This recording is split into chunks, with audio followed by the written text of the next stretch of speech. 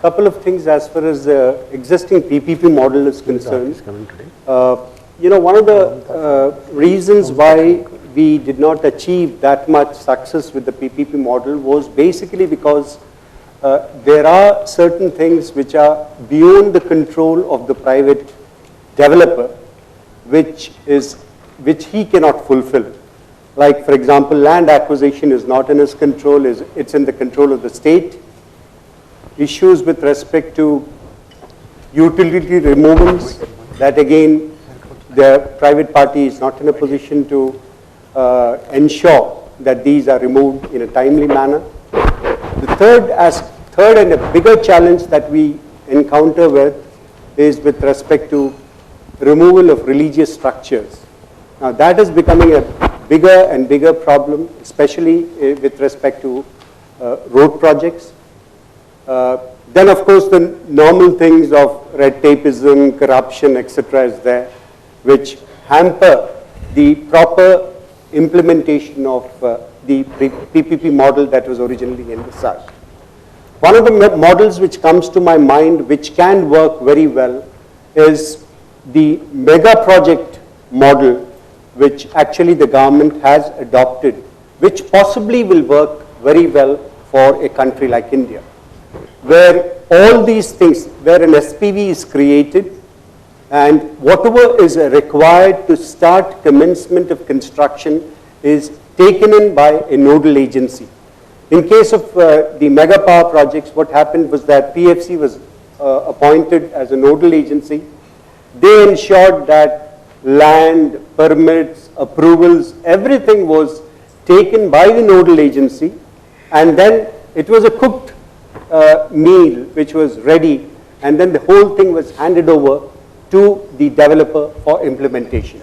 Now, I personally believe that that is something which can work in this particular country, and the success has been proved as far as those mega projects which have already started commercial operations. Now, independently, if you want to analyze this, I think I can give you umpteen number of examples where the present PPP model has faltered basically because land acquisition. I'll just tell you a small example. We were given a 332-kilometer road project, which was supposed to be a mega road project. At on the appointed date after the signing of the concession agreement, which is 6 months from the signing of the concession agreement, we were supposed to get about 80% of the total land. 2 years down the line, we just had 64% of the land. So, there are things like this. Forest clearance and environmental clearance takes its own time to get.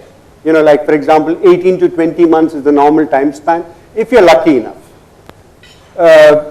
Likewise, utility removal, you are at the mercy of Gas Authority of India or the local state electricity board. These are issues which we cannot solve. We can only pursue. But at the end of the day, all the delays that one sees, which finally gets into a cost overrun situation and makes the project unviable, is basically because these are factors beyond the control of the company. Now, according to me, I think what could work is, one, the mega power project that was without, that particular solution can work fairly well.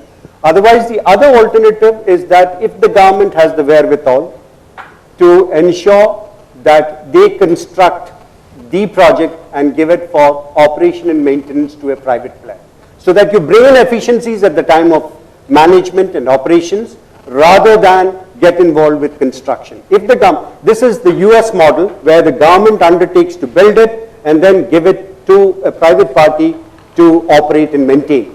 I think this experiment is being tried by the government for 6 airports in India, Chennai, Kolkata, Ahmedabad, etc. I don't know whether it will eventually work, but I'm very confident that that's one model that is likely to work out. But then the question always comes back. Whether you would like to see a Chennai airport or a Mumbai airport is the question. The government constructs a Chennai airport and a private developer constructs a Mumbai airport.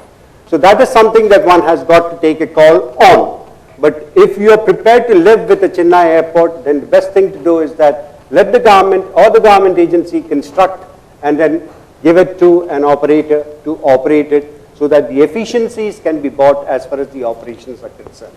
But if you want a swanky airport like Mumbai or Delhi, then possibly the thinking has got to be a little different.